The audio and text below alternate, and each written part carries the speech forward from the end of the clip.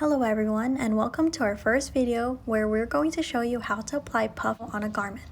We'll be showing you how to apply this material in different colors using 3 separate layers: the pineapple, the heart, and the stem. So we'll be using Cricut for cutting the layers. So after you open Cricut, make sure your design is separated in the layers you want them to be in. We temporarily group the layers together just to resize it to how we want it.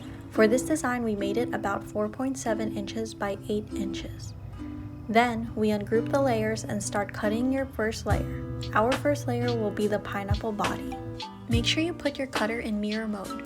For Cricut, the everyday iron-on cutter settings works very well for Puff 3D Techno. Now prepare your first layer. We'll be using yellow puff for the pineapple body. Shiny side or colored side must be face down, while the dull side faced up when you cut. Then, we start our machine and start cutting our material. After you finish cutting, weed out or peel the excess vinyl. Make sure you weed all of the excess vinyl from your design if you have a more intricate design. Your puff should look something like this. Next, we'll be working on our second layer, which is our neon green puff. Now do the same thing as you did with your first layer, but this time we'll be cutting the stem of the pineapple. Weed out the material the same way you did with the first layer.